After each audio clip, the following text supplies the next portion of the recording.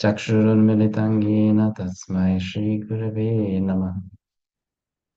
श्रीचैतन्यमनोभीष्टं स्थापितं येन भूतले स्वयं रूपः कदा मह्यं ददाति स्वपदान्तिकम्।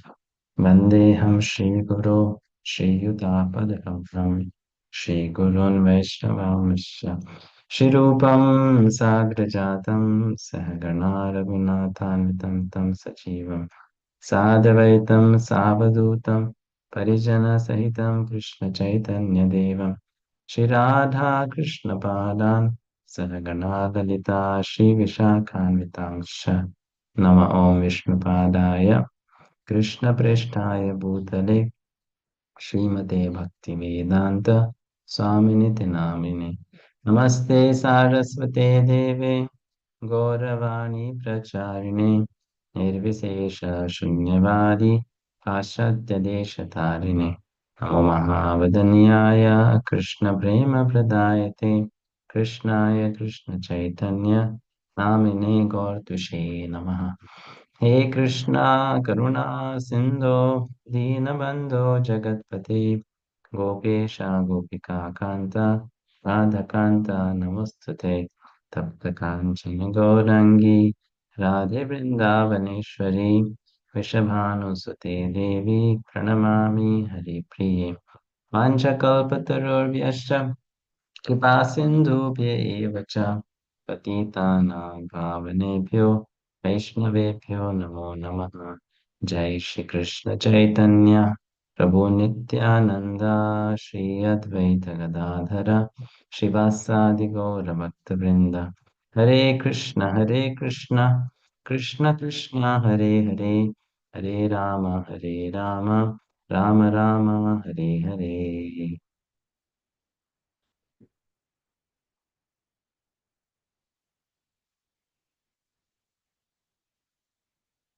Hare Krishna. Welcome everyone to the class. We are studying Sri Upadeshamrita, Nectar of Instruction.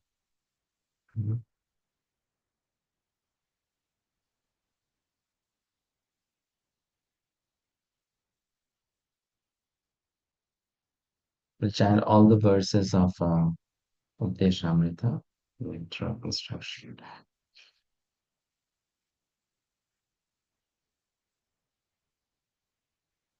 Vacho vegam manasah krodha vegam jiva vegam udarobastha vegam etan vegan yo vishaheta dhiraha sarvamapi mam prithivim sashishya. अत्याहारः प्रयासश्च प्रजल्पो नियम आग्रहः जनसङ्गश्च लौल्यं च षड्भिर्भक्तिर्विनश्यति।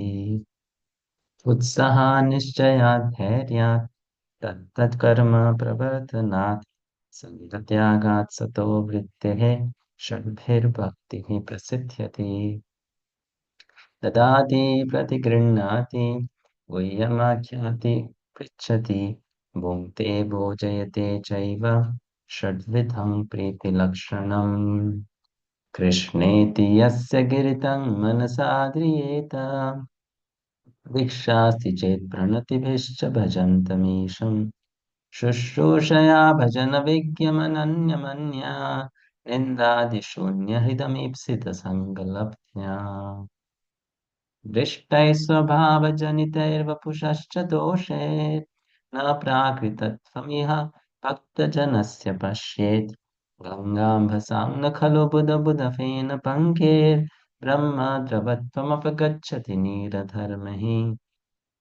स्यात् कृष्णनामचरितादिसिताप्यविद्या पित्तोपतप्तरसनस्य न रोचिकानु। किन्त्वादरात् अनुदिनं खलु सैव जुष्टा स्वाद्विक्रमात् भवति तद्गतमूलहन्त्रे। तन्नामरूपचरितादिषु कीर्तनानु स्मृत्यो क्रमेण रसना मनसि नियोज्य तिष्ठन् व्रजेत् तदनुरागी च नानुगामी कालं नयेद् अखिलमित्युपदेशसारम्। वैकुण्ठाजनितो वरामधुपुरीं तत्रापि रासोत्सवात् विन्दारण्यमुदारपाणिरमणः तत्रापि गोवर्धनः राधाकुण्डमिहापि गोकुलपथे प्रेमामृताप्लावनात् कुर्यात् भस्य विराजतो गिरितटे सेवां विवेकी न कः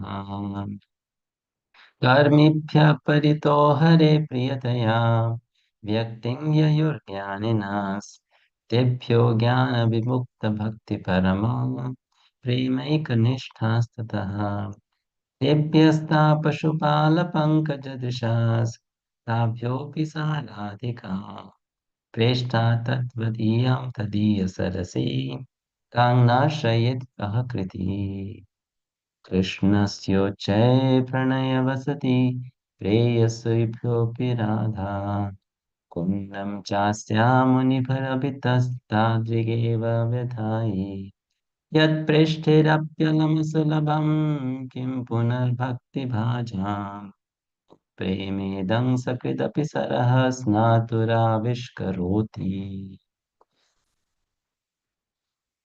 we'll study verse number 6 and 7 today. So verse 6 also talks about association. So while we are associating with pure devotees, right? Mm, pure devotees, basically Uttamadhikari Vaishnavas, we have to take some precaution. What is that precaution? We may find faults with them. So we have to avoid that. That's the precaution we need to take. Hmm. Yesterday we discussed that three types of Vaishnavas are there. One who are just chanting the name of Krishna, one who has taken initiation, and another one who is free from criticizing tendency. These three types of Vaishnavas were described, and then how we deal with them or relate with them. We offer respects to all of them, but to different degrees we offer respect to them. Hmm. That is explained. So now, of course, anyone who reads that verse will be enthusiastic and inspired now to associate with the Vaishnava who is at the platform Uttamadhikar, right? That's how we our mentality is, isn't it? As you come to know what the best, you want to have the best. So we know, okay, of three types of Vaishnavas, Uttamadhikari is the best. So we should associate with such a Vaishnava. Uh, but then Rup Goswami is precautioning us that while you associate with such a Vaishnava, you should be careful of not looking at the physical or mental, deformities that might be there in that Vaishnava. That's very important. Hmm. Fire is very beneficial, but if you go too close to fire, it may burn you, isn't it? Similarly, Sadhu Sangha or Vaishnava Sangha is very, very beneficial. But if you don't properly associate, then it may also cause spiritual havoc in our life. Mhm. Right? So the sixth verse is Drishtai Sabhava Janiter Vapushascha Doshe Na Prakritatvam Iha Bhakta Janasya Pashyet Gangam Vasang Khalu Buddha Buddha Vena Pangen ब्रह्माद्रवत्वमुपगच्छति नीरधर्मैः दृष्टैः स्वभावजनितैः. Ah, so दृष्टैः, by seeing what? Um, स्वभावजनितैः, something born of one's swabhava, something born of one's nature. Hmm? Something born of one's nature. Vapushascha doshe, vapuh means body, dosha means fault. So one may see some fault in the body of a Vaishnava. Na prakritatvam iha bhakta janasya pashed. So one should not see that the body of pure devotee is of this world. It's not prakrita. Prakrita means material. Mm. Then an example is given. Like, for example, Gangamba Samna Khalu Buddha Buddha Fena Panke. In the river Ganga, one may see a lot of bubbles, one may see foam, dirty foam, one may see uh, stool of an animal, one may see all impurities, but still the water of Ganga is pure. Brahma Dravatvam Pagachyati Nira Dharmehi. It is still pure. It has transcendental nature. Brahma Dravatvam, right? So the translation of this verse is being situated in its original Krishna conscious position, a pure devotee does not identify with the body. Such a devotee should not be seen from a materialistic point of view. Indeed, one should overlook a devotee as having a body, born in a low family, hmm, a body with a bad complexion, a deformed body, or a diseased or infirm body. According to ordinary vision, such imperfections may seem prominent in the body of a pure devotee. But despite such seeming defects, the body of a pure devotee cannot be polluted. It is exactly like the waters of the Ganges, which sometimes during the rainy season are full of bubbles, foam, and mud. The Ganges waters do not become polluted. Those who are advanced in spiritual understanding will bathe in the Ganges without considering the condition of the water. So, here, though Rupa Goswami is mentioning only the physical imperfections or faults one may see in the body of a pure devotee, Srila Bhaktivinoda Thakur also explains that a devotee may have certain mental issues uh, born of that devotee's nature. Example, getting very easily angry, being temperamental. Uh, this is something related to one's nature, mental nature, right? Or speaking very harshly to others. Hmm. So Bhaktivinoda Thakur says such characteristics may also be visible in a pure devotee. A pure devotee may have such characteristics also. Mhm. A pure devotee may have a very fat body. It's possible. Mhm. A pure devotee may have any kind of body or may have any kind of mind, as said here. But then, just because that person is situated in original Krishna conscious position, one should overlook those faults. Right? So basically, this verse is asking us to become Saragrahi, essence seeker, seeking the essence, right? To look at the essence, not to look at the unnecessary detail. Look at the essence. What is the essence? That person is completely Krishna conscious. That is the essence. Fine. Not the detail. The bodily and the mental situation, that will be different. Okay. Now, Srila Prabhupada is going to explain this whole concept. Shuddha Bhakti, the activity of the soul proper. In other words, engagement in the transcendental loving service of the Lord is performed in a liberated condition.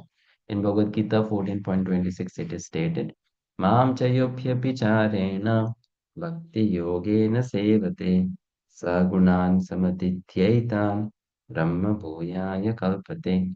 One who engages in full devotional service, one who does not fall down in any circumstance, at once transcends the modes of material nature and thus comes to the level of Brahman. Hmm.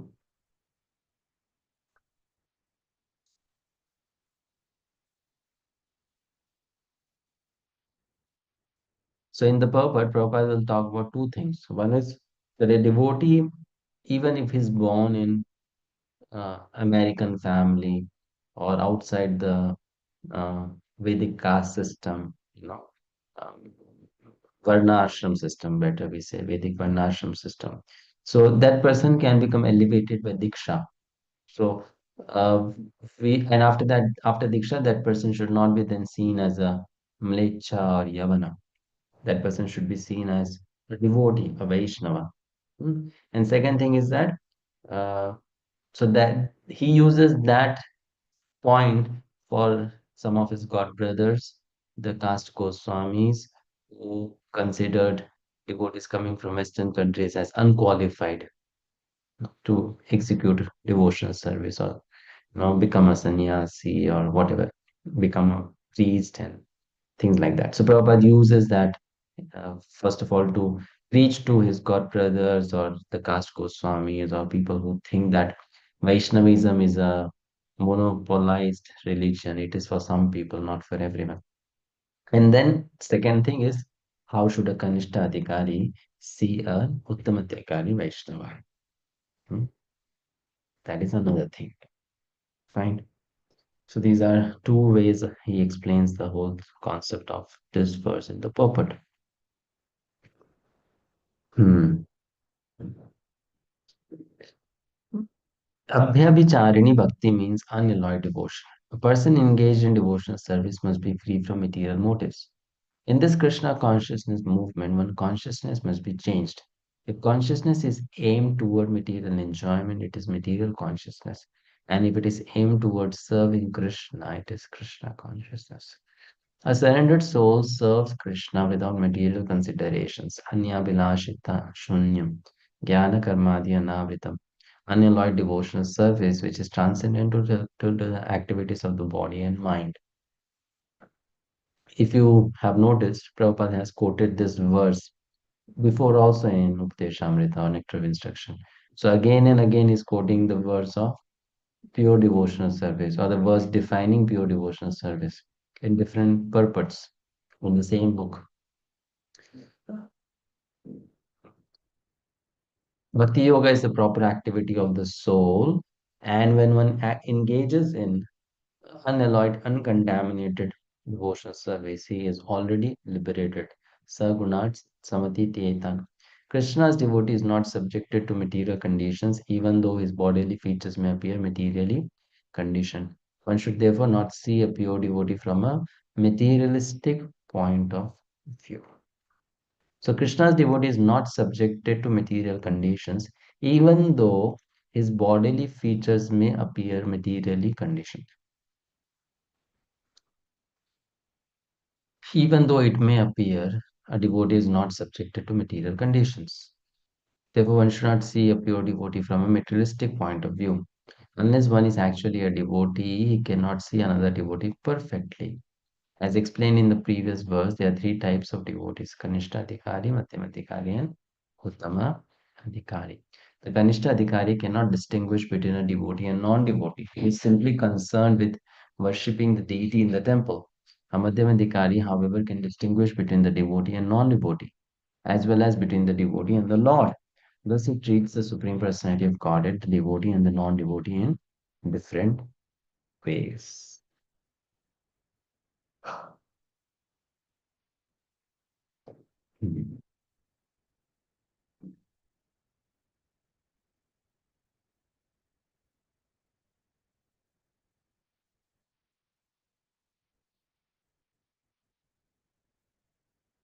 Yeah. So no one should criticize the bodily defects of a pure devotee. One should not criticize. If there are such defects, they should be overlooked. They should be overlooked. What should be taken into account is the spiritual master's main business, which is devotional service, pure service to the Supreme Lord.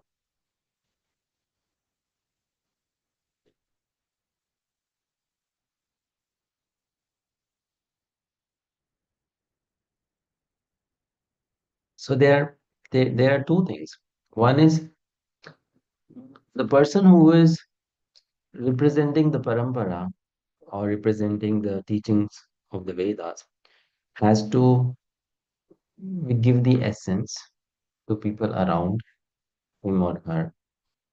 And at the same time, those people who are taking the association or learning from such a personality, such a great soul, should also focus only on the essence. Mhm. You see, by good fortune, by our good fortune, we may come across a very exalted Vaishnava.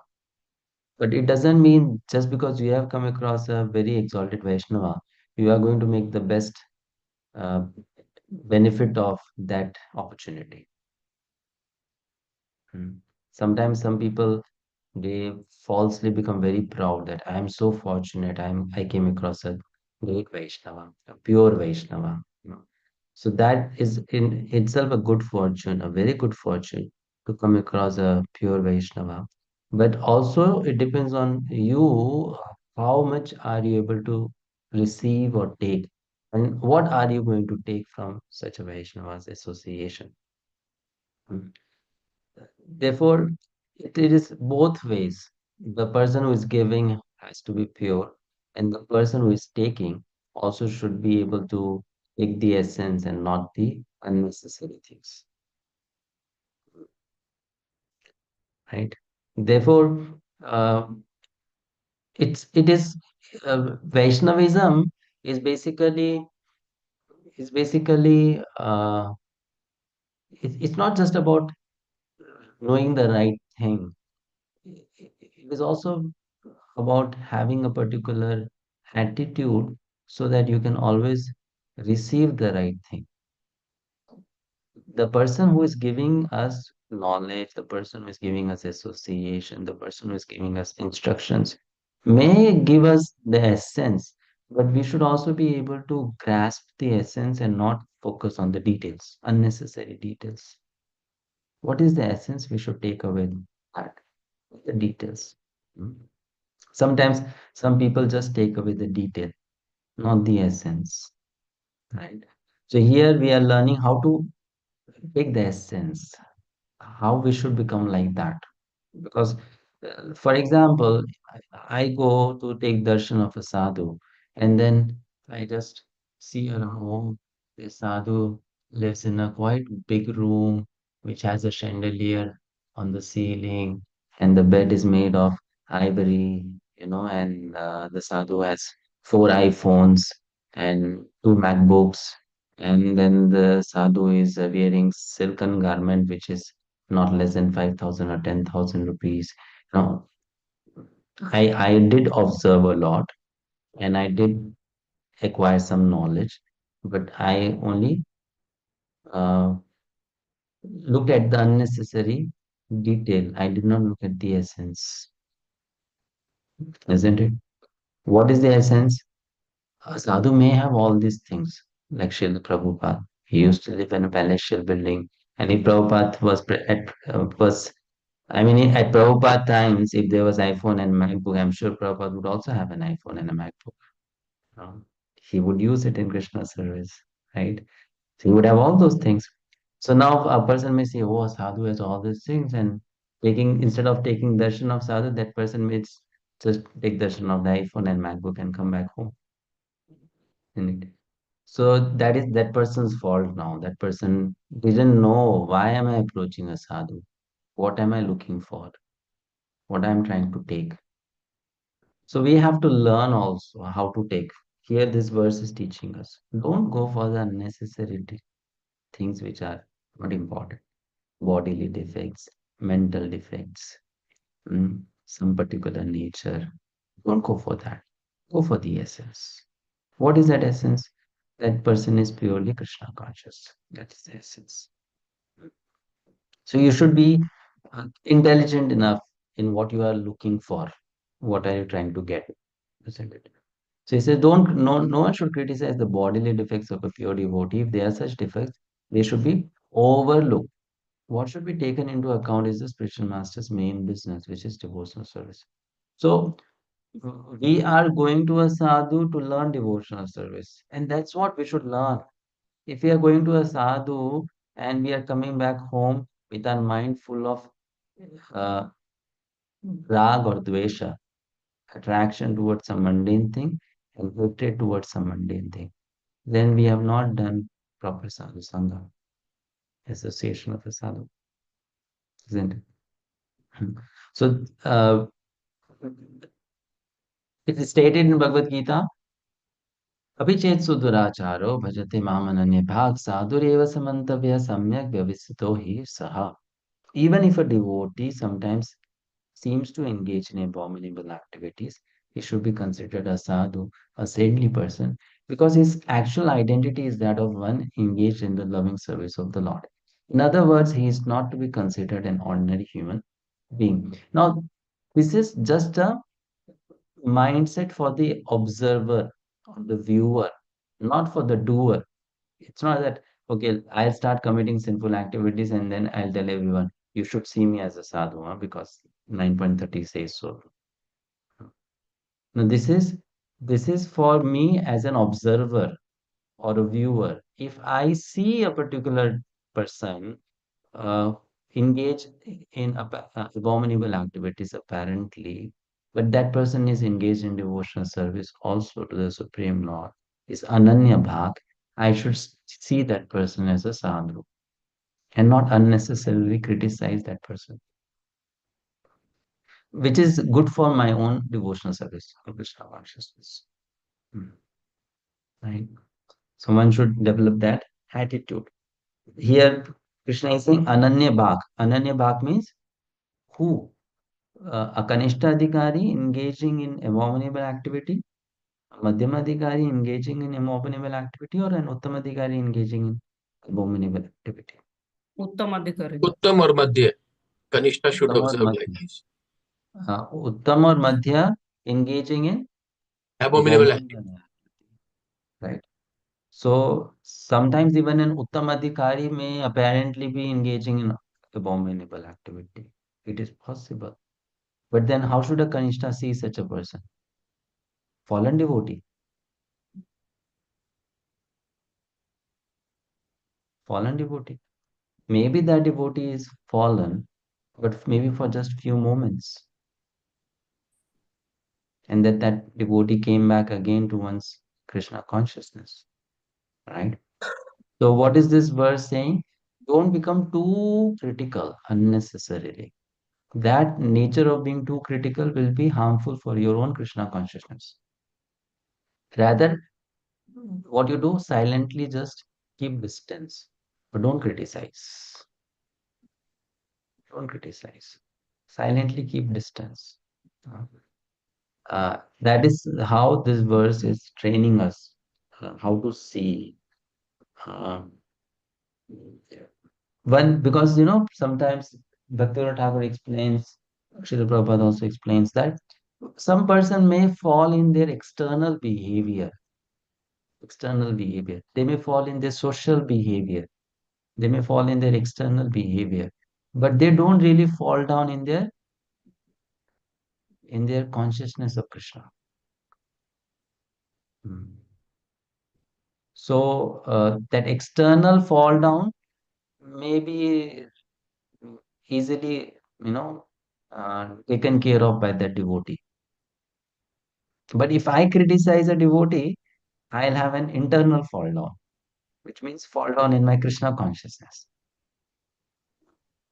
because I'll do Vaishnav Ninda. Correct? Hmm.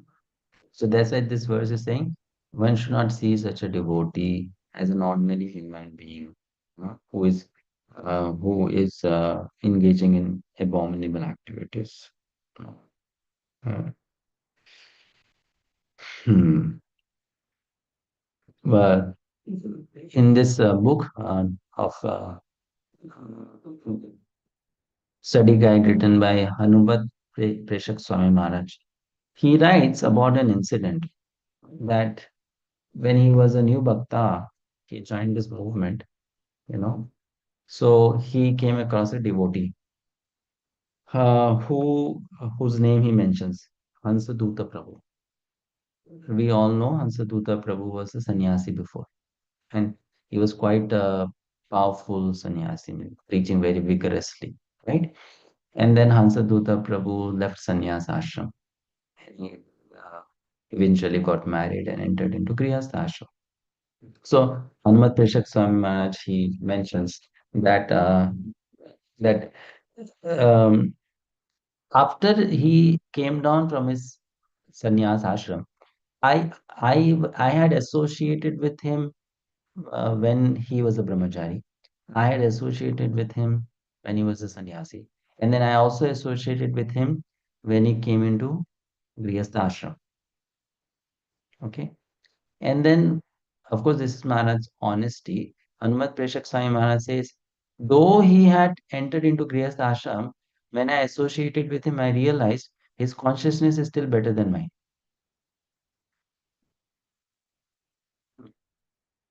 So therefore, I still gave him respect because I knew that though he had a fall down in ashram, but in consciousness, he was much more better than me, or much more elevated than me, much more Krishna conscious than me.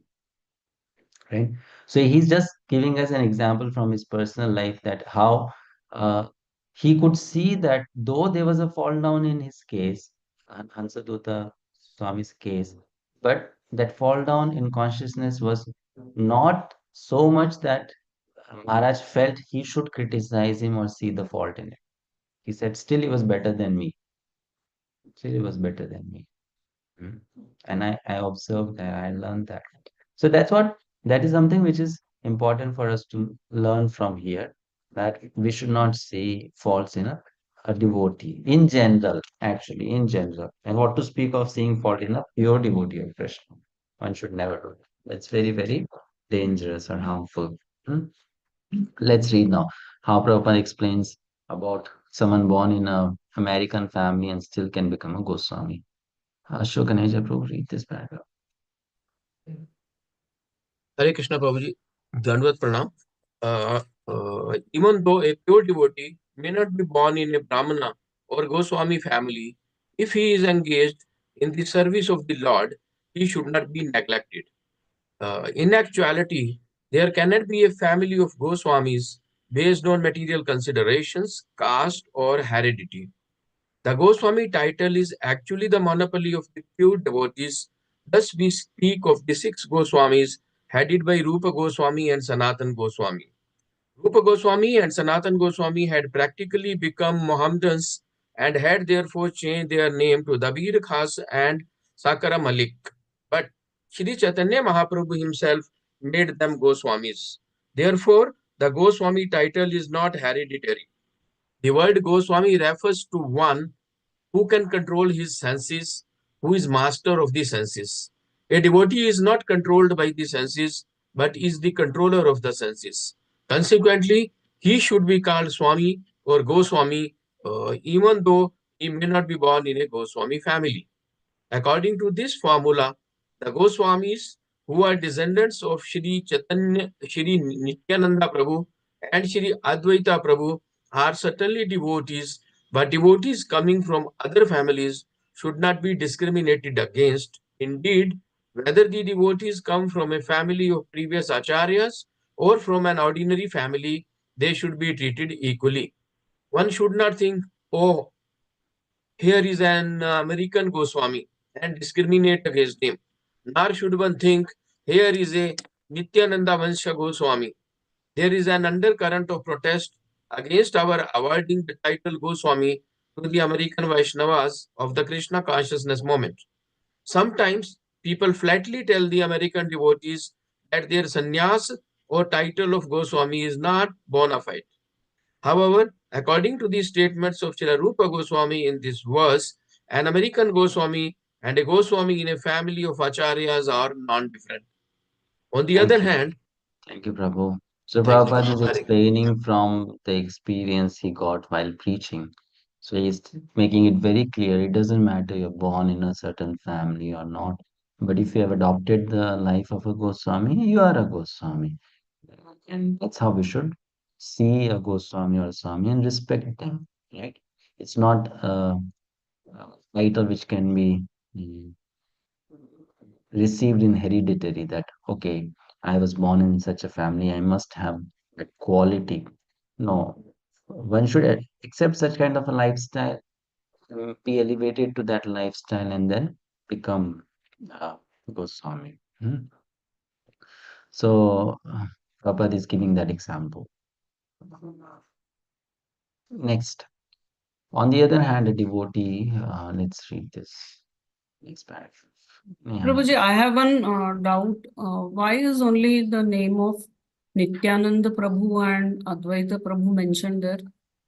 The Because both were married gristas, right?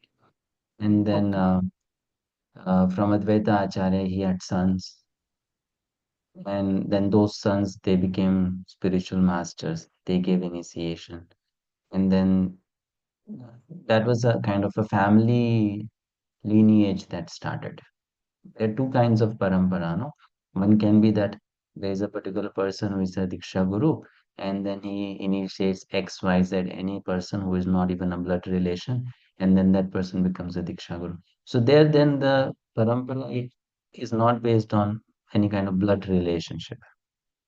But then in case of Dvaitacharya, he had his sons, and then those sons became gurus, and they also started giving initiation, and then their son, it's like a brahmana's son becomes a brahmana priest, and then that person's son also becomes a priest. So it became more like a family um, business. Therefore these two names are mentioned. It all started in that way. But then Prabhupada is saying it's not necessarily true that if someone is born in that family, that person will naturally become a Goswami. It is not true. It's not true. One should have that quality.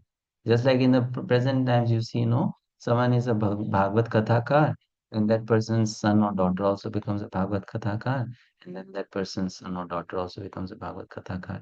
So again, uh, just because you're born in the family of a Bhagavad Kathakar, you don't become qualified to speak on Srimad Bhagavatam. Mhm. So he's telling like that. thank you, Giving Prabhuji. So when we know this, when Bhaktisiddhanta Saraswati Thakur was present, there was so much of protest against him because Bhaktisiddhanta was also accepting disciples from all castes and making them sannyasis, giving them Goswami title. So many of these family Goswamis, they were criticizing. How can you make a Shudra into a Goswami? It's not even born in a Brahmin family. But then Bhaktisiddhanta said, so what? You know, quoting Sanatan Goswami that with Diksha, you can turn even iron into gold. Mm. So that's how he used to. And same thing Prabhupada is telling.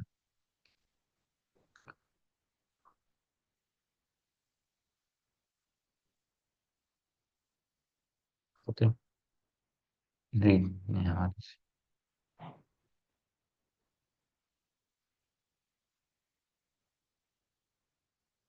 Can you read, please, Neha Mataji? Even though a pure devotee. Yes, Prabhuji, but I think that is red, isn't it? It's red. Oh yeah, it's red. On the other hand, On then the other. the para has to start from.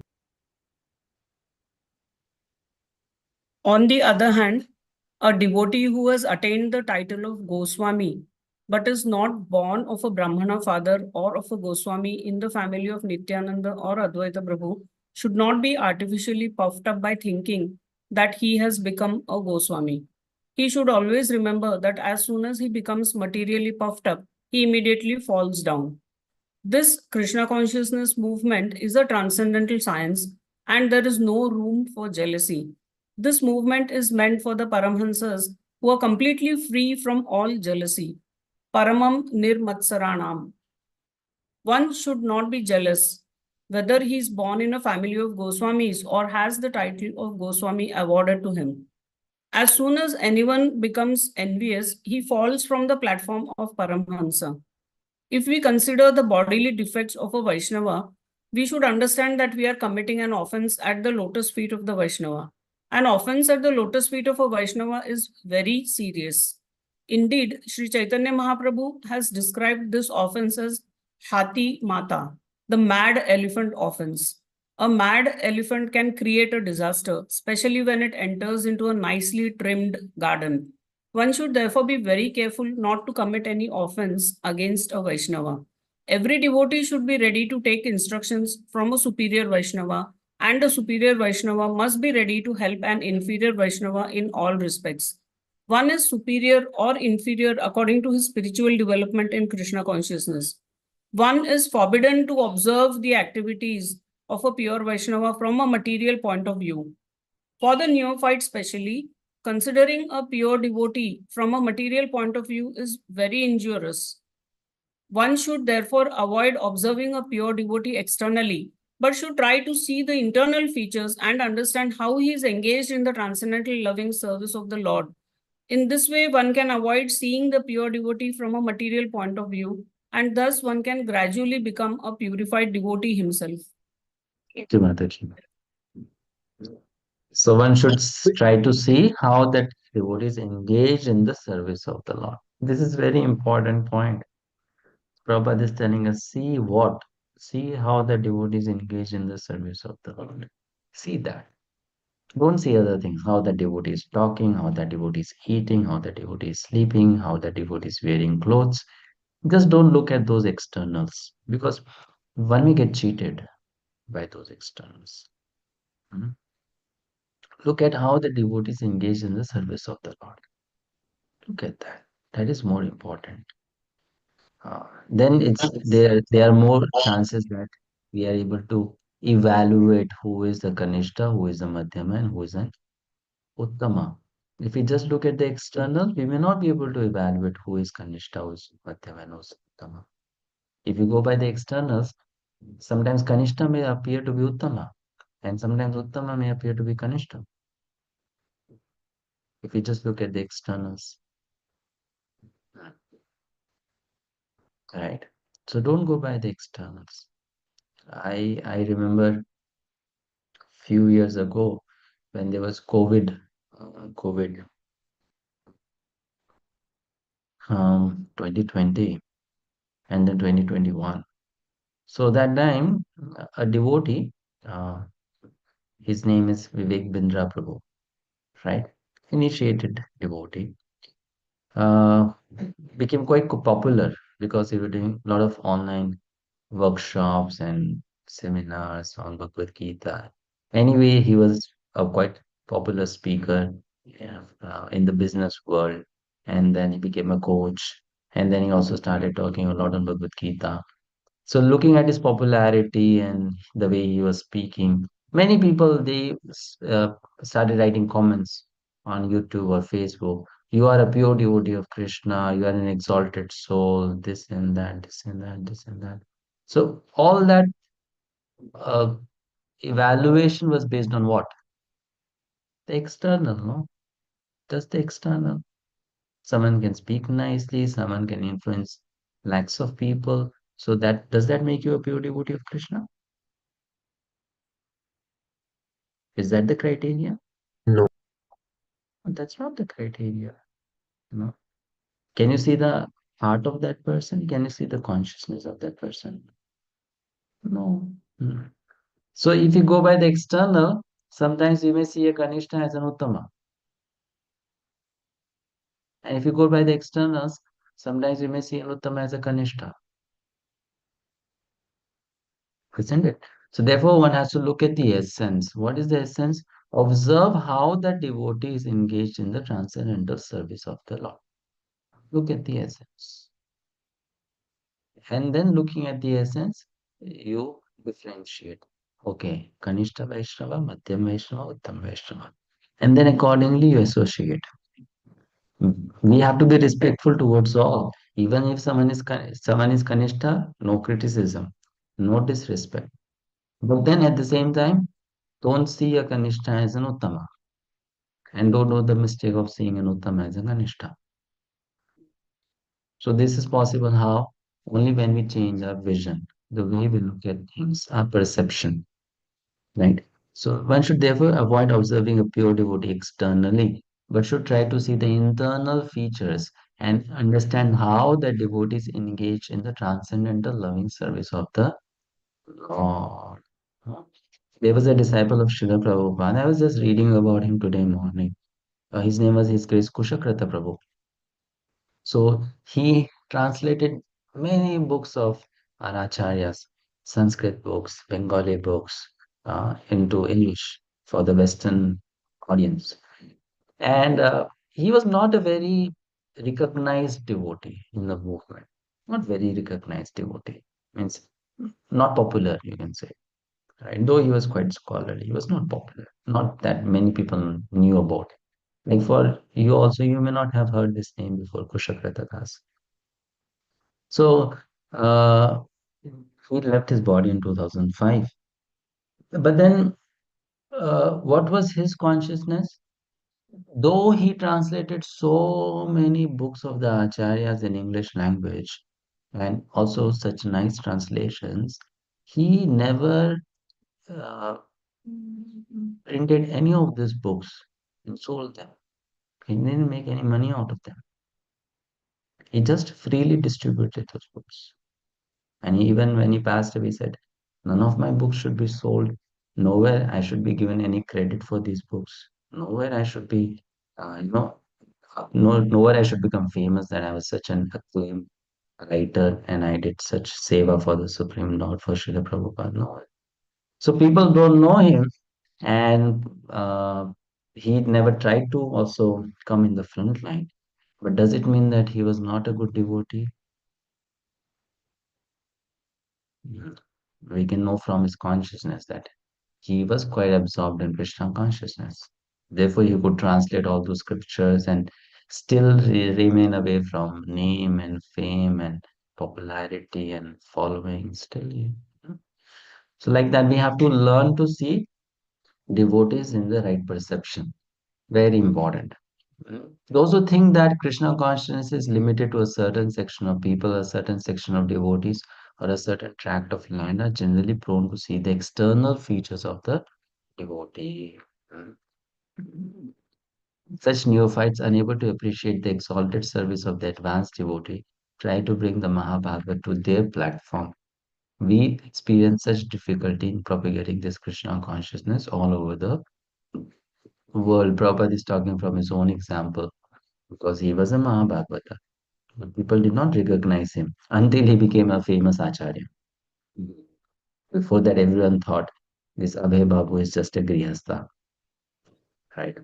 No one saw him the way he was, and they thought he's an ordinary Grihastha.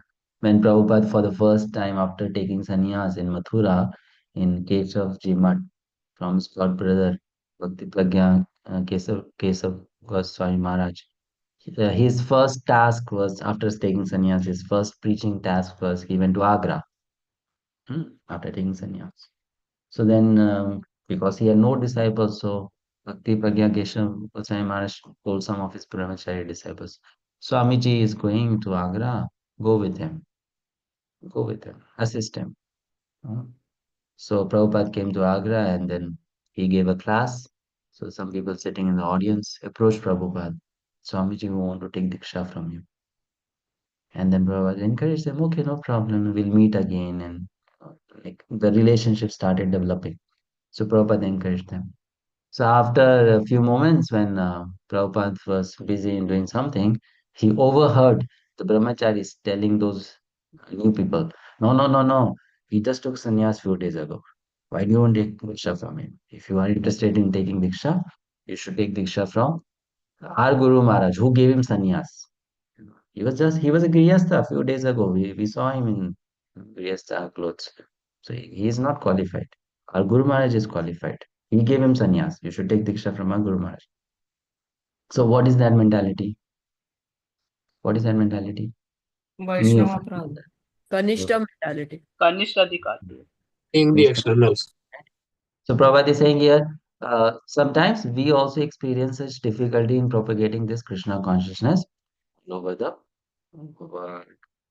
Unfortunately, we are surrounded by neophyte god brothers who do not appreciate the extraordinary activities of spreading Krishna consciousness all over the world.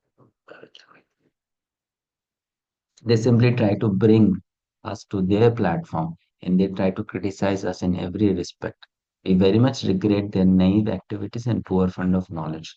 An empowered person who's actually engaged in the confidential service of the Lord should not be treated as an ordinary human being. For it is stated that unless one is empowered by Krishna, one cannot spread this Krishna consciousness movement all over the world. Hmm. So this is very important to see. Now, not to speak of people in those days, there are people even in the present time, sometimes just because they have studied the scriptures a bit, they think that they are doing a better job than Srila Prabhupada. Hmm. Of course, now they can be easily shut, their mouth can be shut because uh, what Prabhupada has achieved in and his society iskcon has achieved. No other organization has achieved so much in such short period of time. But at the same time, there are people who indirectly have guts to speak like that, that Srila Prabhupada did not give the complete thing, or his presentation was not complete, or his presentation was imperfect. We have people at present also. There are sadhus at present also who envy Srila Prabhupada. You know, neophyte mentality. Neophyte mentality. Next paragraph. Paramgati Prabhu. Last paragraph. Hare Krishna. When one thus criticizes a pure devotee, he commits an offense, Vaishnav Aparadh. This is very obstructive and dangerous for those who desire to advance in Krishna consciousness. A person cannot derive any spiritual benefit when he offends the lotus feet of a Vaishnav. Everyone should therefore be very careful not to be jealous of an empowered Vaishnav or a Shuddha Vaishnava. It is also an offense to consider an empowered Vaishnava an object of disciplinary action. It is offensive to try to give him advice or to correct him. One can distinguish between a neophyte Vaishnava and an advanced Vaishnava by their activities.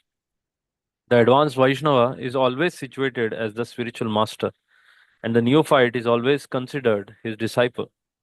The spiritual master must not be subjected to the advice of a disciple, nor should a spiritual master be obliged to take instructions from those who are not his disciples. This is the sum and substance of Srila Rupa Goswami's advice, the sixth verse. Correct. So, very clearly, Srila Prabhupada is giving here instructions for those who are disciples, servants towards spiritual master, that we should not see our spiritual master as someone whom we can correct or even advise. No, it's wrong. It is very wrong. So the spiritual master is not obliged to take instructions from those who are not his disciples. This is the sum and substance of Srila Rupa Goswami's advice in the sixth verse. Prabhuji, here it is written, a spiritual master is not obliged to take instructions from those who are not his disciples. Means he can sometimes take instructions from those people who are his disciples? Not instructions. He may take Advice. advice. Advice. And those who are his disciples, they can give advice because they don't have envy. So it can be something like, sometimes you may also tell your father that it's a time to take medicine, please take medicine, it's good for you. That's an advice. But then why are you giving that advice? Because you wish well for your father. You know? So that kind of advice a disciple may give the spiritual master. Don't eat this, it's not good for your health. Something like that. Go for the morning walk. The doctor told it's good for your health. So that kind of advice a disciple may give. And just like a son may tell his father sometimes. Hmm. Or if you are serving as a secretary to some sannyasi who has already uh, given few lectures for 6, 7 hours, and then people are coming to meet him, and he's feeling very tired. So, as a servant or a secretary, you may tell, Maharaj, please take rest for 15 minutes. After that, you can meet those people. So, now this is an advice you are giving him. But how are you giving that advice? You are not instructing him, you are not ordering him, you are not telling him that you are You have to do it. You're just as a son out of concern, telling, okay, please take some care of you also. So that kind of advice one can give as a disciple sometimes. Okay, right? But not otherwise. And Prabhupada was, he was very much in the Acharya mood, no, when he was preaching. So Prabhupada did not listen from anyone. Mm. I remember there is an incident mentioned that Prabhupada went to meet some government officials.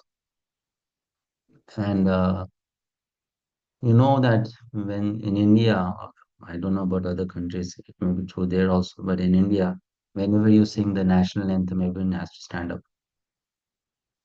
and show respect to the national anthem, isn't it? So there was one such incident that Prabhupada went to meet government officials or something like that happened. Prabhupada did not stand up. He remained seated. Uh, Because he was in that Acharya Bhav, no? So like, you can't command me to stand up just because some national anthem is going on. Why? For you, maybe the country is worshipable or this anthem is worshipable. Not for me. I'm Krishna's pure devotee or Krishna's pure servant. For me, there's nothing like that. You know? So sometimes a pure devotee who is in the mood of an acharya may behave like that, and no one can correct him. Why are you doing something like that? You can say beyond such rules, beyond such rules. Prabhupada may meet the prime minister of any country or president of any country, and he may not go down to such a person. He's not supposed to. He's not obliged to, and he may not also. Some people may, out of etiquette, custom, may do, but Prabhupada may not. So at that moment, can someone advise Prabhupada, oh, he's prime minister, he's president, please bow down?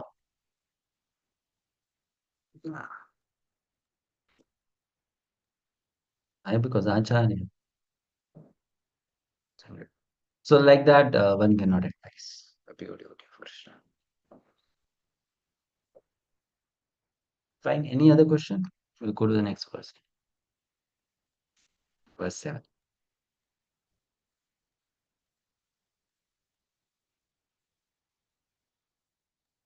Hare Krishna Prabhuji, Sagat like you just advised us that uh, like disciples, we could give some uh, advices like concerning is our Guru Sorry? Master's health or uh, whatever. But what sort of advices we should refrain from giving our Uttamadhikari or Guru Maharaj?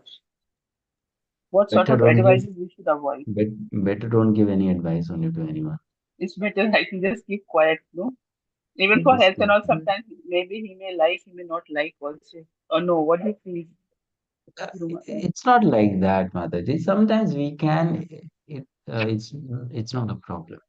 But the thing is that to be able to give advice to someone, first of all, you need to have that kind of relationship with that person, Yes. right?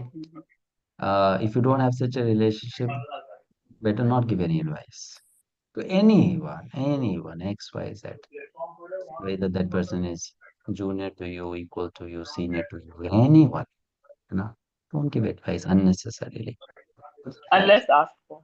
Unless Unless asked for. asked for, right? And otherwise, if you have to give, then you give in a very detached uh, mood. That also to someone who is junior or equal. When it comes to senior, why you should not? Yes, Prabhuji. If you have such a relationship, if you have such service towards the Vaishnava, like spiritual master or some senior devotee, then you may occasionally, but only if it is your seva, then you may. Otherwise, not required. Mm, Thank you. yes.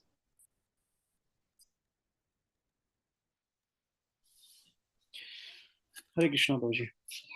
Hare Krishna. Prabhuji, you explained that there should not be a criticism but sometimes there are situations which we discuss among each others, like it should not have done like that, and this is the wrong and this is right. So how to understand that discussion is out of jealousy, or it is a real concern to correct the situation?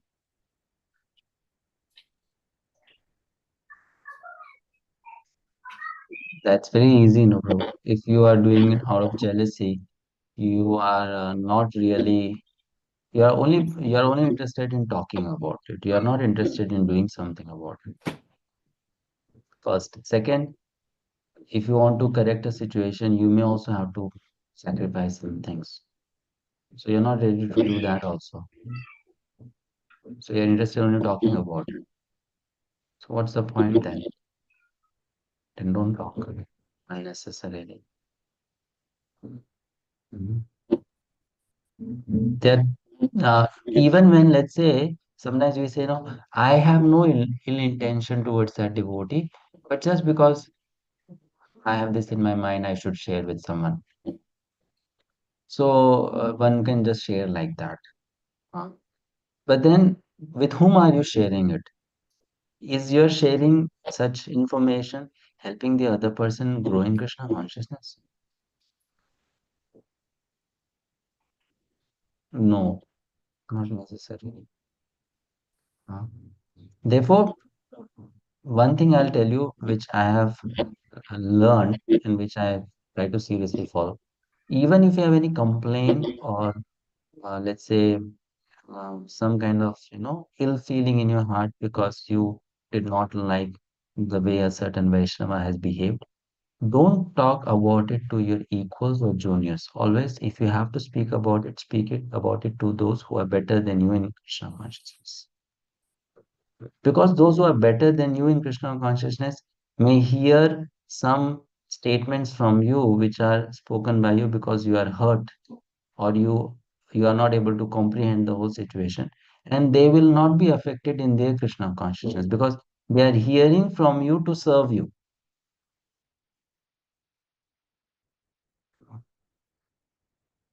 Just like, for example, you have a heavy heart and you need someone to speak it out so that you can feel light. So who should be that person? That person should be someone who can take all that garbage that you are going to give out and not be affected by that garbage.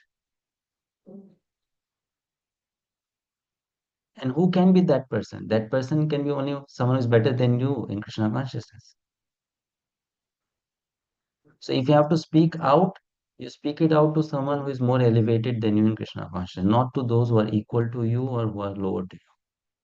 Because you you made your heart light, but then you made someone else's heart heavy. You removed the garbage, but then you made someone else's consciousness dirty. So that should be followed. And I have seen most of the faithlessness that is spread in the movement is because when people share their grievances not with their superiors, but with their equals and juniors. And that spreads faithlessness. Because someone is junior to you, how can that person help you? No, you have a problem, you solve it. Someone is junior to you cannot help you. And someone who is junior to you cannot correct you also. That is another problem. Let's say you go telling a particular situation to a junior, Prabhu, actually, this thing happened with me, this devotee did this to me. Now, that person may even be internally thinking, but Prabhuji, I feel you were also wrong. But because that person is your junior, that person cannot tell you that maybe you were also wrong. So that's why such things should best you don't talk about it. Or if you have to talk about it, you talk about it to those who are seniors to you, superiors to you. Even if it's just out of some concern or whatever, but not to those who are equals or juniors, right? It's very important. uh, we should know this thing that those people who listen or who hear our grievances, uh, they are not doing it because this is something which is healthy for Krishna consciousness. They are doing it just because they want to make our heart light so that we can grow in Krishna consciousness. Bhakti Maharaj writes about it in one of his books. He says, therefore, those who are counselors and preachers and advisors and leaders, they should be very careful. They should not just keep on allowing people dump all their grievances upon them, because this will make their mind contaminated. Hearing, the faults of so many people. He did this, she did this, he has this bad quality, she has this bad quality. By hearing all of that, you are contaminating your consciousness.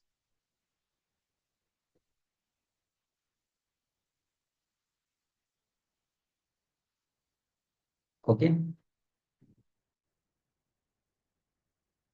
So that's how we should conduct ourselves.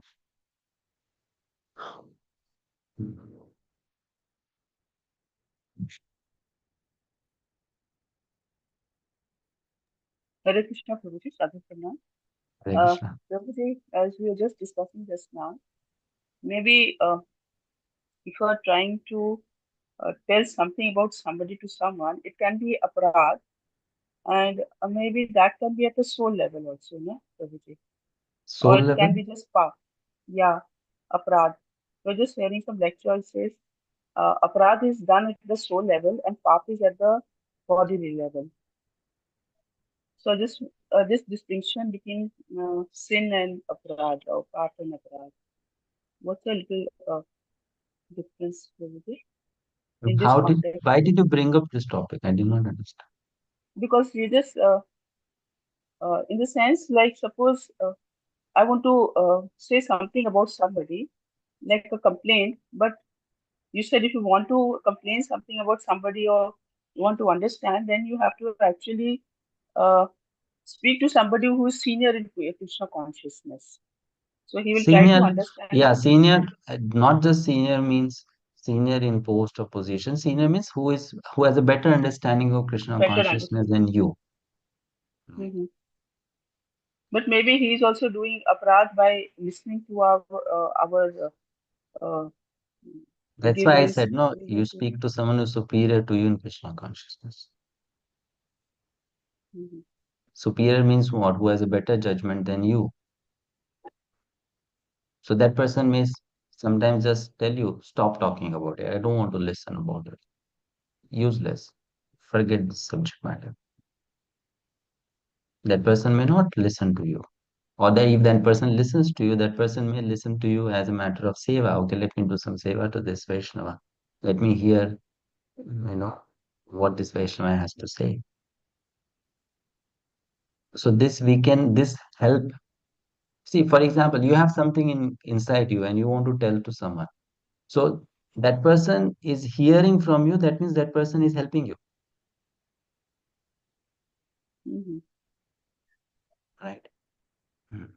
But maybe So, sometimes helping or trying to get some enjoyment also out of it. Can but it be then not that's done? why I told you, na Mataji, you go and speak about it to someone who's superior to you. If someone is superior to you, that person will immediately tell you, stop your nonsense. Don't talk to me about it. That person has a right to tell this to you, right?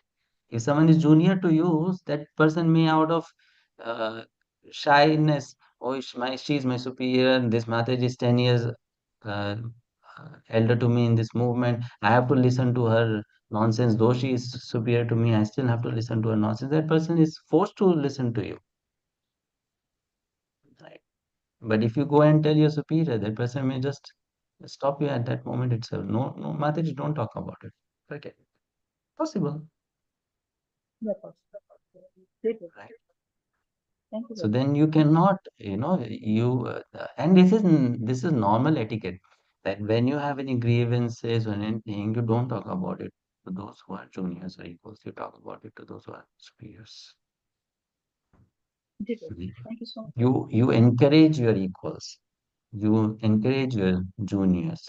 You don't disappoint them, or you don't discourage them, or you don't demotivate them.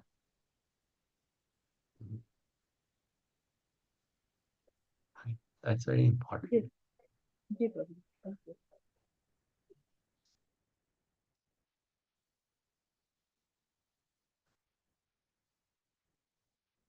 Okay.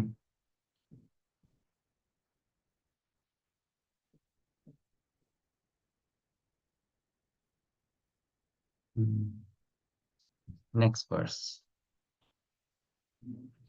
स्यात् कृष्णनामचरितादिसिताप्यवेद्या वृत्तोपतप्तरसनस्य नरोजिकानो किन्त्वादराद् अनुदिनं खलु सैव जुष्टा स्वाद्विक्रमाद् भवति तद्गतमूलहन्त्री. So स्यात् कृष्णनामचरितादिसिताप्यवेद्या. Now the subject matter is about the holy name. Krishna Nama Adi. Charita Adi. Naam, Charita means activities, and Adi. So basically, Nama, Rupa, Guna, Lila, four things.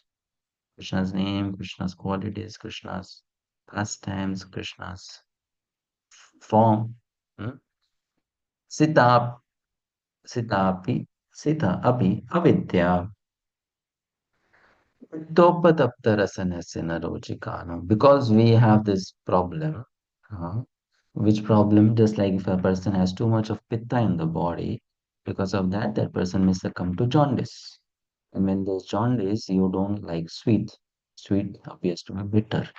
So therefore, it is mentioned in this verse, because we have this jaundice of material sense gratification. We find the name of Krishna, the form of Krishna, the qualities of Krishna bitter. And you don't enjoy that. But kintu adarat, adarat, kintu adarat. Anudina, halu, saiva jushta. Anudina means every day, daily. What you do? Khalu, saiva jushta. Adarat, carefully. Adarat can also mean respectfully or carefully. What you do? If you daily try to relish the subject matters, swadvi kramad bhavati tadkatam mulahatri. And what will happen? Gradually, the disease will become destroyed by the root.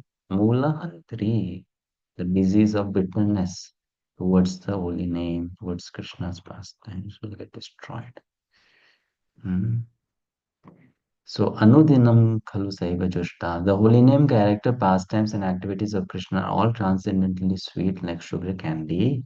Although the tongue of one afflicted by the jaundice of avidya cannot taste anything sweet, it is wonderful that simply by carefully chanting these sweet names every day, a natural relish awakens within his tongue, and his disease is gradually destroyed at the root. So here we are seeing a transition happening from Vaidhi Bhakti to Vaidhi Sadhan Bhakti to Raga Nuga Sadhan Bhakti. How? Because this verse is talking about developing taste, right? Taste for the name, taste for Harikatha, which means in out of the 9 stages of devotional service, we are coming to which stage here? Ruchi? Ruchi. Ruchi? Taste? Developing taste? Hmm. So after Ruchi, there is Asakti. From the platform Asakti, Raga Nuga starts. Raga Nuga Sadhana starts. So here he's talking about developing taste.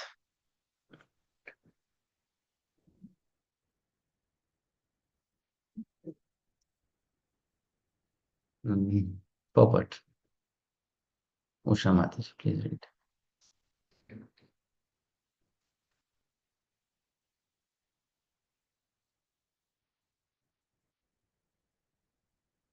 Usha Mataji, you have to unmute yourself. Sorry, Prabhu, sorry.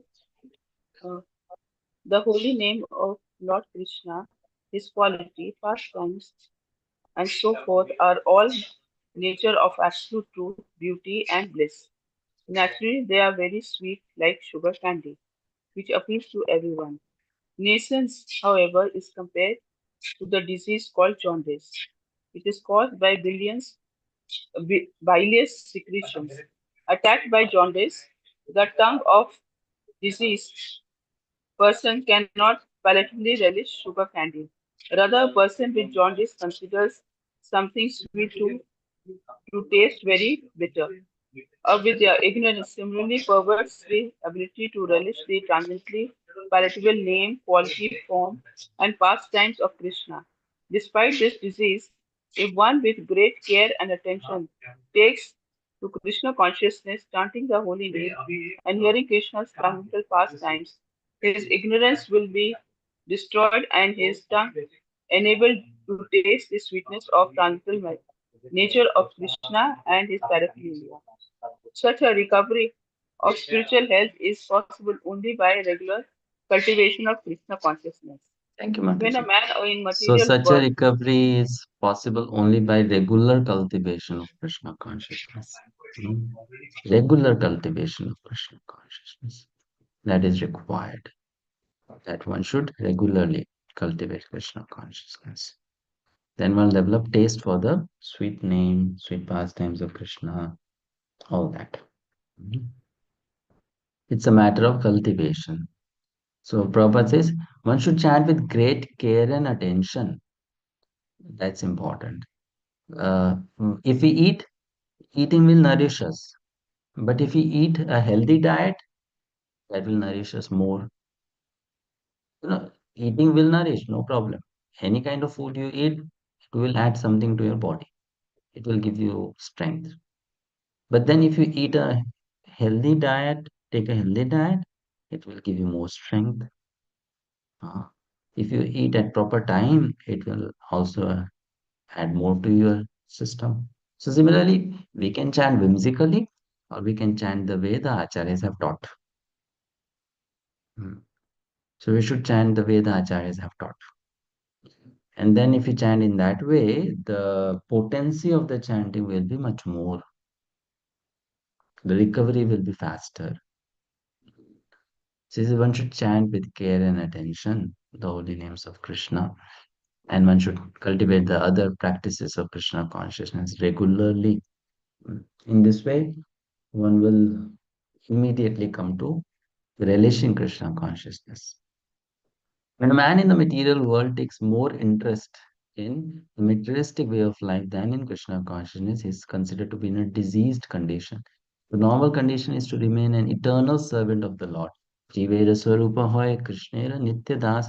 This healthy condition is lost when the living entity forgets Krishna due to being attracted by the external features of Krishna's Maya energy. This world of Maya is called Durashraya, which means false or bad shelter. One who puts his faith in Durashraya becomes a candidate for hoping against hope. In the material world, everyone is trying to become happy, and although their material attempts are baffled in every way, due to their nascence, they cannot understand the mistakes. People try to rectify one mistake by making another mistake. This is the way of the struggle for existence in the material world. If one in this condition is advised to take to Krishna consciousness and be happy, he does not accept such instructions. Prabhupada is talking about material happiness versus spiritual happiness. So he's saying those who are looking for material happiness, they will not understand what we are trying to say. Uh, Being happy chanting Krishna's name, being happy reading about Krishna, hearing about Krishna, being happy looking at Krishna's form. So that will not be understandable. Next paragraph, Sriji Prabhu.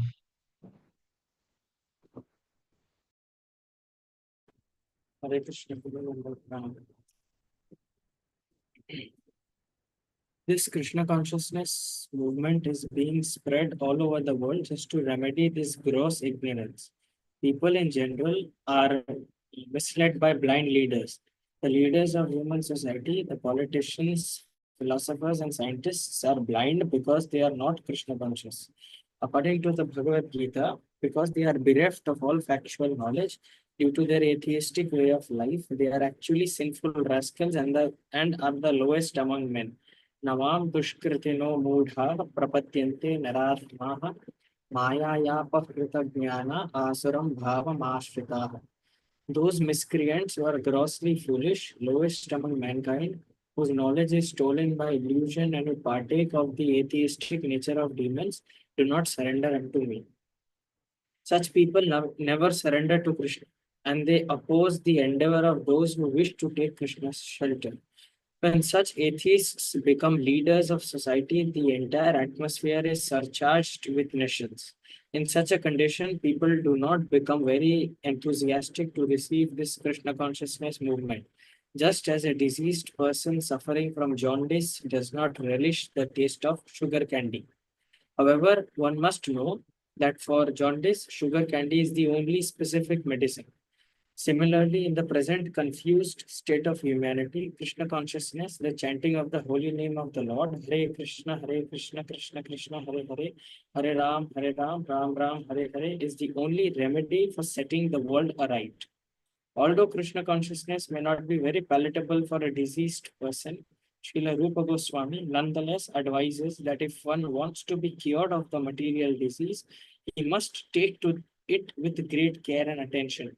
One begins his treatment by chanting the Hare Krishna Maha Mantra, because by chanting this holy name of the Lord, a person in the material condition will be relieved from all misconceptions. Cheto Darpana Marjanam. Avidya, a misconception about one's spiritual identity, provides the foundation for ahankar or false ego within the heart. Yes. Next paragraph. Continue reading. Yes. The real disease is in the heart. If the mind is cleansed, however, if consciousness is cleansed, a person cannot be harmed by the material disease. To cleanse the mind and heart from all misconceptions, one should take to this chanting of the Hare Krishna Maha Mantra. This is both easy and beneficial. By chanting the holy name of the Lord, one is immediately freed from the blazing fire of material existence.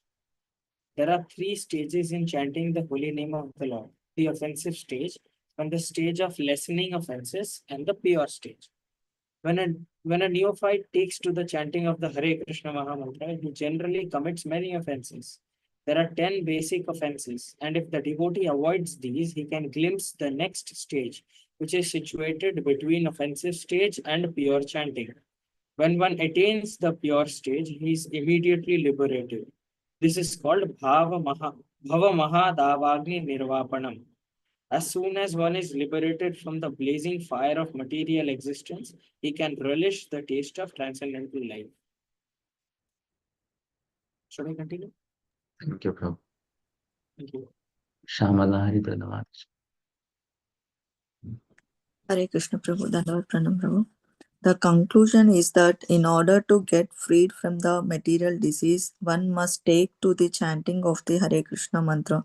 The Krishna consciousness movement is especially meant for creating an atmosphere in which people can take to the chanting of the Hare Krishna mantra.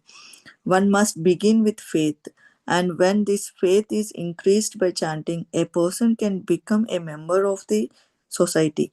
We are sending Sankirtana parties all over the world, and they are experiencing that even in the remotest part of the world where there is no knowledge of Krishna. The Hare Krishna Maha Mantra attracts thousands of men to our camp. In some areas, people began to imitate the devotees by shaving their heads and chanting the Hare Krishna Maha Mantra. Only a few days after hearing the mantra, this may be imitative, but imitation of a good thing is desired.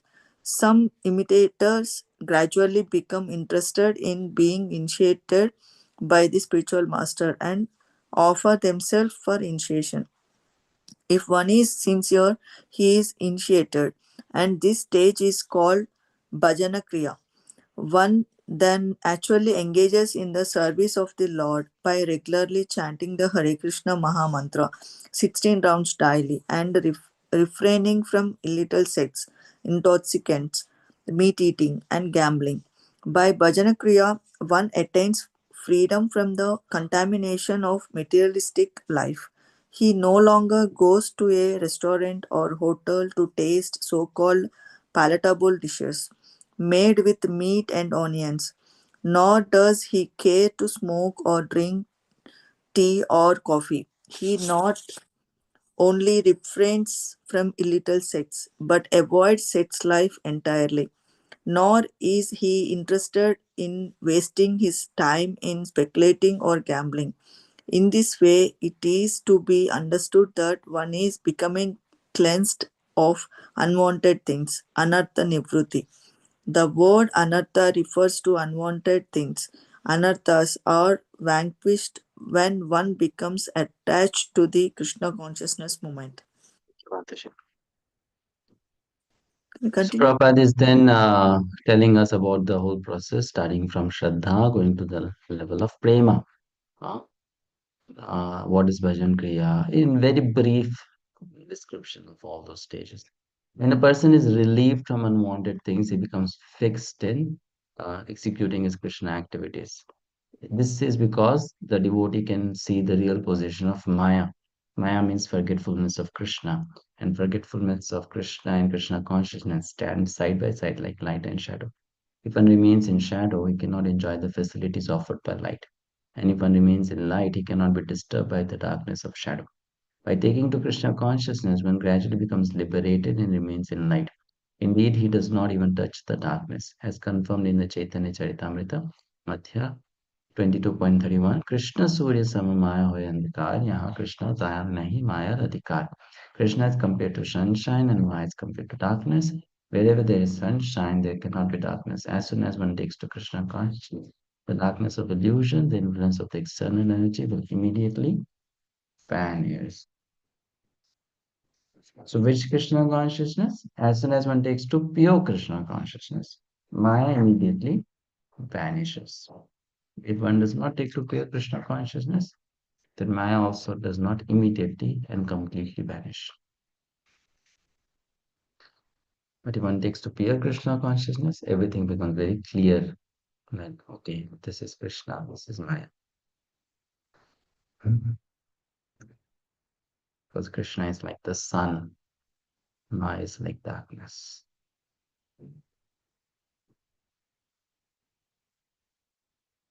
Any questions or comments?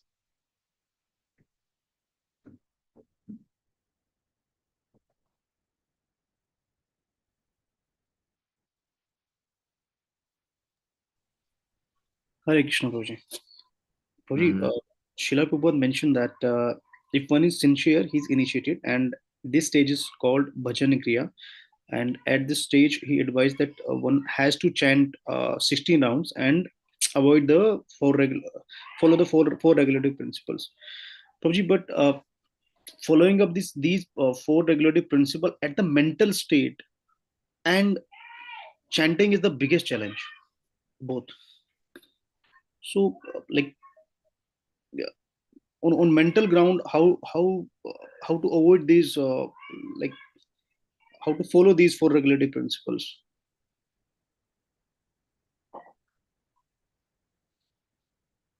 Whatever is going on in our mind is something which we have done in the past or we are thinking of in the present. So there is trigger, the sense objects, Indriya, Vishaya, Vastu is triggering us, and then that trigger is creating that mental picture. So we have to, if it's something from the past, we have to clean our mind from those old sanskars. And if it is from the present, we have to stop those samskars. If we don't stop it, it's going to come in the mind again and again, naturally. It's just like, you used to eat a lot of chocolates, let's say, for example. So if you stop eating chocolates, those chocolates have left an impression in your mind. So sometimes still the mind may think of those chocolates because you have eaten those chocolates in the past. That is one. Second, you are still eating chocolates sometimes, hiding and eating them. So that will also then create those samskars or make those samskars stronger. So first thing is that stop eating chocolates.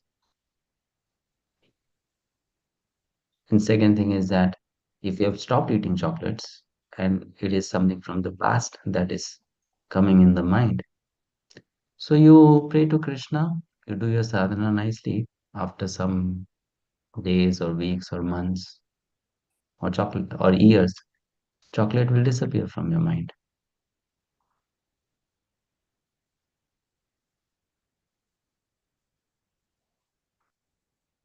That will take time. That sanskar does not get washed away immediately. Some sanskars they don't get washed away. They stay in the mind for a long time. So then you have to wait. Why you have to wait? Because this is karma phala. You created that sanskar. So that karma is going to disturb, That is karma phala.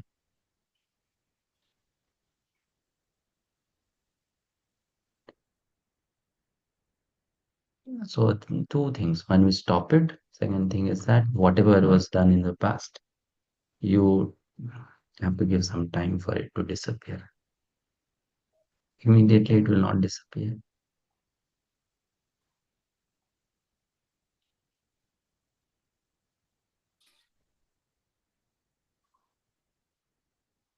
Understanding. It will still linger in the mind. It will take time to disappear.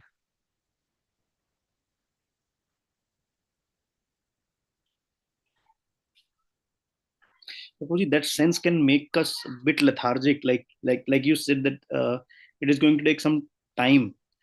So someone may think that yeah, it is going to take some time, so let's keep moving with that, and over the period of time, it will gradually disappear. So keep moving in the right direction. No? You continue to do what you're doing, chant nicely, hear nicely, read nicely. You have to continue to do all that. That you have to keep on moving in the right direction. If you don't move in the right direction, you just stop moving in the right direction, and that thing will pull you down or pull you back.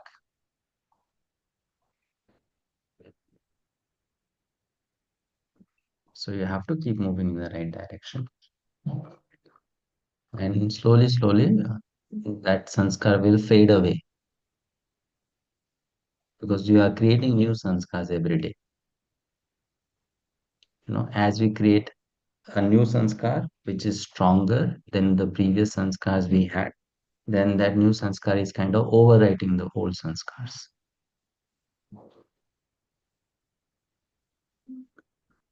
That overwriting takes time. It doesn't just happen in one day.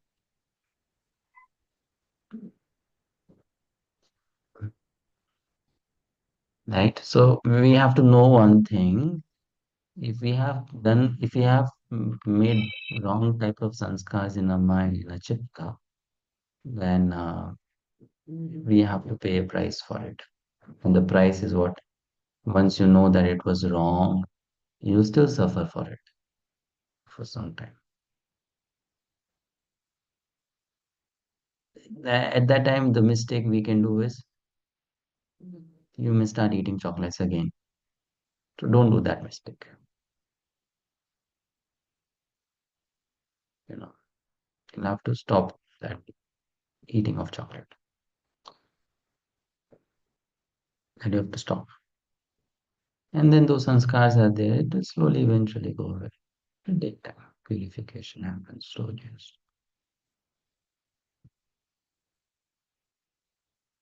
Fine. Yeah. Or sometimes or if you feel that sometimes those things are very disturbing, those sanskars are too much disturbing, then at that time you may pray for help to spiritual master, to Vaishnavas, to Krishna. So they'll give you some extra strength to pull your mind out of it. And the mind is not dragged by those thoughts. But at the same time, it's a hard work, your perseverance for some time. This is basically anartha nivritti. When you say anartha, what is it? Anartha. This is anartha. Fighting with your anarthas. That's anartha nivritti. So if you are fighting with your anarthas, you may surrender. I can't fight anymore. Or you can continue to fight. Only two options, right? If you surrender, then you are again back to your normal state, past, whatever your past. If you continue to fight, then someday you emerge victorious. Therefore, being a Vaishnava basically means being a fighter. That's the reason Bhakti Tirth Maharaj entitled one of his series as Spiritual Warrior. You are at a war. You are fighting with your own anarthas. You are at a war. Because you have to fight.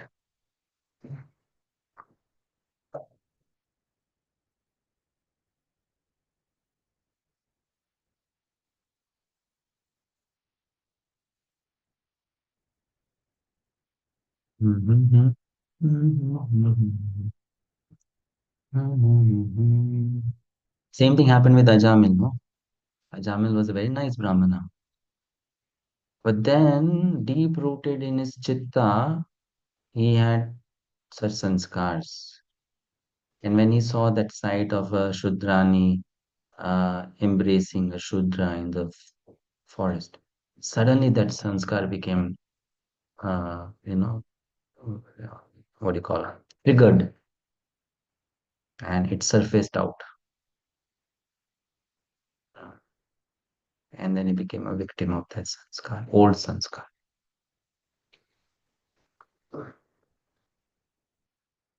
That's what happened with him. So, like that, we have many old sanskars, and eventually they surface out. Eventually they come out. So then you have to continue fighting with them.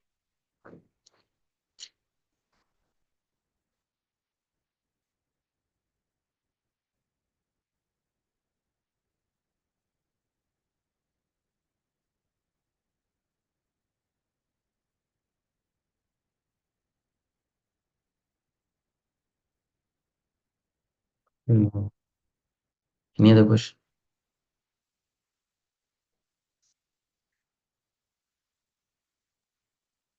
Hare Krishna Prabhuji, Sadhana.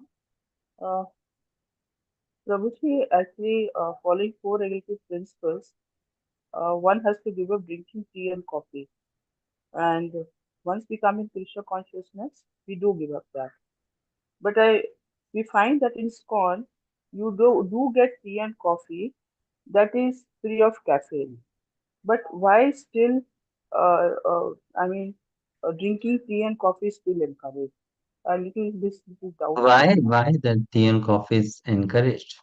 Yeah, though at the stores of iskcon, you do get Mm. coffee and tea. Even I heard, I've not been to Mayapur, but if you're lucky, might go shortly.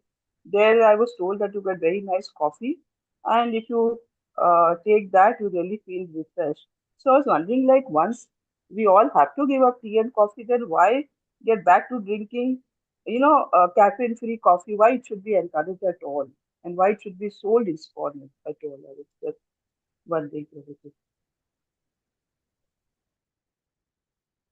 So why tea and coffee is banned?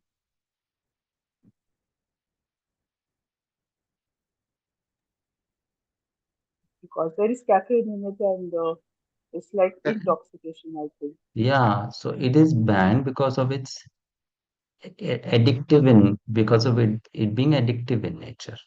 Correct. Right? So if you remove the element which is causing the addiction, then what is the problem? But suppose if we eliminate it totally and don't drink at all, but maybe people who are addicted, but you want to bring down that particular quality so that at least you can give them something. It's herbal tea and coffee. That's what I believe. I'm Yeah, not myself a so drinker that's of what tea or I'm coffee. saying. That is what I'm saying. Mhm. So then you remove that addiction content from it, and then it just has the taste of similar taste of tea or similar taste of coffee. So it is helping those people, those who had maybe past addiction towards tea and coffee to come out of it. Or it is helping someone to just refresh oneself because of the ginger present in it, because of the herbs present in it. So then it's okay.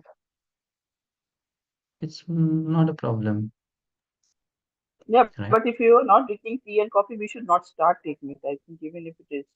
Yeah, no Uh, problem. Why you should start? It's not that because everyone in iskcon is drinking herbal tea, I should also start drinking herbal tea. okay, not necessary. No, yeah, people Mm. say, no, no, you drink and see how it is. Really very nice, very refreshing. So I So said, then yeah, you I never tell thought I, of it. so you tell I don't want to drink. Fine. Yeah, No problem. yeah, that's it. Yeah. Thank you, Prabhu. Sorry to ask you this question. It was No, in my it's okay. mind. You ask this question. So just that someone is doing it, it's okay. You don't have to do it what someone else is doing. That's fine. Yeah, yeah. Now, if everyone in ISKCON is eating pizza, but from your childhood you have never eaten pizza, so you are not supposed to eat pizza because you are in ISKCON, you have to eat pizza now. Not necessary, Yeah, right? It's not necessary. So okay, that is normal. That's fine.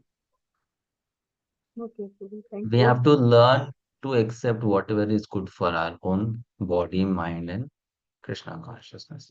Not that everything that is happening in ISKCON, I should now start doing the same thing. That is foolishness, no? Then you are not intelligent. Then you are like a sheep following other sheep. Yeah, you're not intelligent. So you accept whatever is favorable to you. Correct? If you have not eaten anything like that, it's not necessary after I come to ISKCON, I should start eating because everyone in ISKCON is eating. Not necessarily. I have told this anecdote, this incident, right? Uh, Srila Prabhupada, um, he was in the Western countries. And some of the disciples of Prabhupada who are having an Indian body, Indian origin, they met Prabhupada in United States and Canada, in London, and then they became disciples. Like His Holiness Gopal Krishna Goswami Maharaj. Though he was in Indian body, he did not meet Prabhupada in India. He met Prabhupada in Canada, right?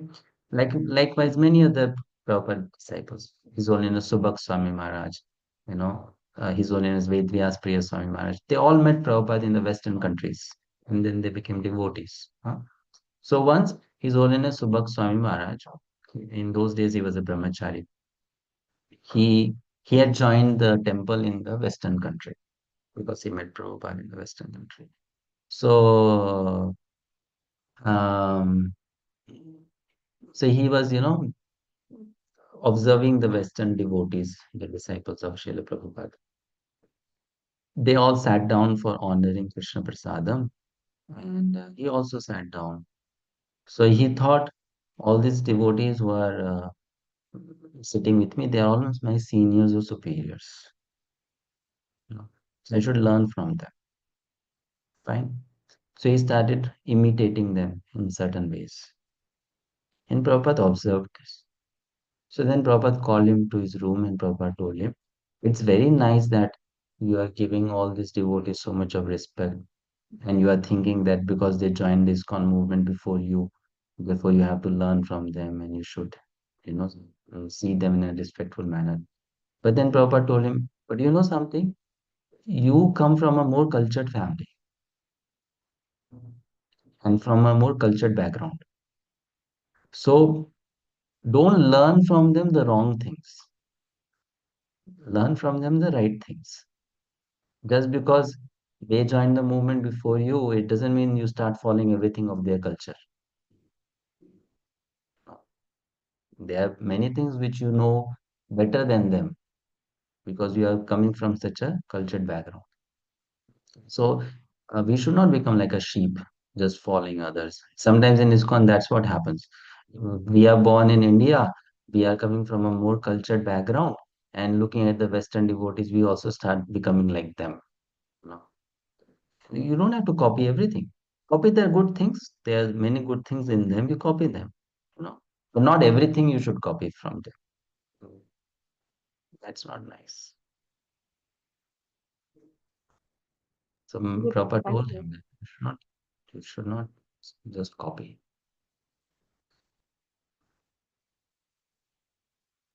Thank you, sir. Thank you, Swati I, Prabhu. I asked similar question once from Mohan Rupa Prabhuji, that why we are providing like junk food and tea and coffee. So we are like we are offering these things to the devotees, but which is ultimately harmful, which may increase the rajoguna. So Mohan Rupa Prabhu said that His Holiness Gopal Krishna Goswami Maharaj has inaugurated so many Govindas, but he has never honored prasadam in Govindas. So he said that these are the kind of substitute which are being offered initially. If you want to have it, have it. Otherwise, it is not required for you. You have a prasadam from the devotee kitchen. Yeah, true, no, that is true. So if you are following a certain standard and you're following certain principles, just because in iskcon you observe someone following a lower principle or a lower standard, even if it is being supported by the temple management, even if it is even if the management is facilitating it, you don't have to go for it just because it is iskcon culture. I should also follow. Not required, not necessary, just because it is iskcon culture. Hmm? Not required. You have to keep your intelligence also functioning, no? What is good, what is Hare Krishna Prabhuji. In the same direction, Prabhuji, now we have a new temple in Delhi. So what happens? They're non-devotees who are just being introduced, or they're college students and all. And I find that they're offering these wafers, uncle chips, patties, and samosas, and maybe samosas and sandwiches and all that are made. But why do we offer, even at sell at the counter, cold drinks and other chips, these lays and things like that? I was also wondering, like, if you really want to welcome the others into Krishna consciousness, first thing that we should stop all the junk food, as our Prabhuji also was also asking. This was also in our mind, like why we are offering such food to, though they are non-devotees, we are trying to make them devotees, but why we should offer such food? Maybe it's a business model or what, I don't know. Yeah, it is a business model. What else? But then it's not good in one sense. However, they don't have good intelligence, therefore they are going for it. So what can be done? Cannot be Okay, thank avoided. you. Mm. So very strict policies are not there, no? That is a problem. Very strict policies are not there, and sometimes some things are overlooked. Sometimes certain things are neglected. Sometimes even the management knows it's wrong, still the management encourages it or does not speak about it. So that's why such things happen. So you should hardly bother about it because you can't. Fine. You, We find even devotees taking cold drinks, they'll carry limca, small bottles, anything. And I wonder in my mind, that we are not supposed to be, but so still, I you mean, tell as I said, if you can tell them it's not good for them, you tell them. If you can't tell them, then stop wondering. because some of them also preparing for diksha. So I was wondering whether, as you said, you should never tell anybody to anybody. You should not advise to anybody. So in that particular sense, I refrain. I'm scared whether to advise somebody or just keep quiet, let them do what they want. Tell them to join Bhakti-sastri. Probably they all have done Bhakti Then Sastri for me, you maybe not cannot for me, advise. but they have Let me done. advise. I tell them so.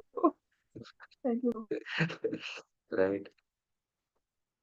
You cannot advise, so you tell them to study somewhere. No, study somewhere, so then someone will tell them. Okay. Um, anyway, any other question?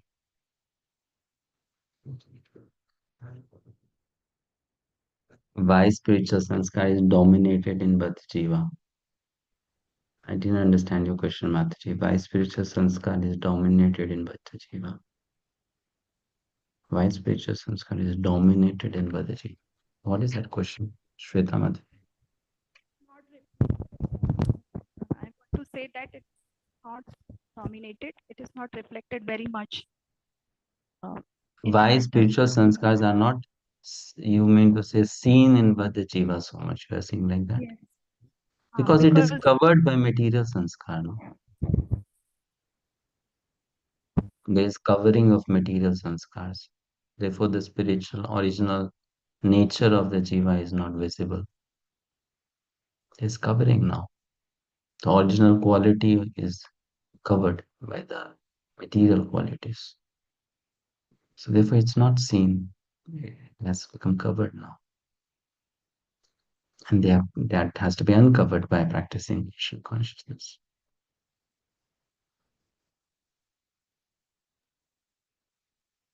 Hare Krishna, Prabhuji, and Pranam. Prabhuji, going through all these verses, it seems like the whole day we're sitting in the examination hall because someone is inspecting us for all our activities. So sometimes it's very demotivating or guilt, feeling ourselves in guilt because we're doing so many bad things, means not following the rules properly, maybe. So, how to come out of that? Two ways to come out of it. Stop reading Prabhupada books. There will be no guilt then. Right? And the other way to come out of it is you start applying what Prabhupada is saying. Especially NOI, Prabhuji, matlab, the Yeah, date has because started. NY is speaking Yes. directly, no? NY is Hmm. giving practical instructions. Therefore, NY is difficult to digest. Ishopanishad Bhagavad-gita in that Prabhupada does not directly speak so much. There's Hmm. philosophy, so it's easy to digest. NY is giving very practical instructions, so Hmm. difficult to digest. Yes, Prabhuji, every day I recite this Satyahar Prayayascha and Atyahar, and whenever I eat something, और फिर मुझे ध्यान आता है कि ओह, I again fall down. मतलब एक लड्डू खा लिया, ओह, that was wrong. मतलब the whole day is going like Why that. eating one laddu is not wrong. It's not That's atihara. just that is just an example. Just a prayascha also that we are working. So sometimes I feel कि why we are working like to, the day I know he But has why started now so why many working is questions. important? You have to work also. What is the problem in working? Working is मतलब working in office. You have to work Maybe in office. If you want to earn your livelihood, you have to work somewhere. What is the yes. wrong with that? It means produce में है ना कि यदि हमारे पास minimum है तो हमें बहुत ज्यादा नहीं इकट्ठा करना चाहिए। वो जो हमारा ओबीए है उसमें भी मतलब ये सब कुछ चल रहा है, तो बहुत ज्यादा ही कंफ्यूजन दिमाग में ना हो रही है कि फिर हम जो रिटायरमेंट कर ले लो, रहे हैं। confusion चला जाएगा. Take retirement. Confusion will be hmm, gone. Right. Ah, then we have to do some churning in our consciousness. When we are reading scriptures, we have to do some churning, no? And that has to happen at regular intervals so that you can come out of the stagnancy in our lives. We may be having stagnancy in our life. So you have to come out of that stagnancy. So every now and then you may have to take some major decisions in your life so that you come out of that stagnancy and you move forward. It's required. You need to upgrade your system regularly. So if you are reading Prabhupada books and then you feel that, oh, I'm unnecessarily working hard, I don't need to work hard, but I'm working hard, then make your mind strong, retire, spend more time in Krishna consciousness. So it is good that some churning is going on in the mind. At least we are active and alive. Therefore, we are churning in our mind, studying and churning. understanding where we are, where are we wrong, what are we doing nicely. It's required.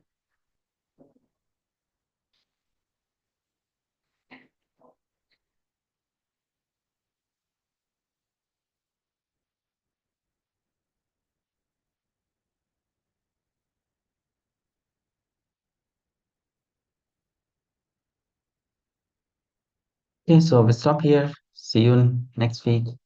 Hare Krishna, Shri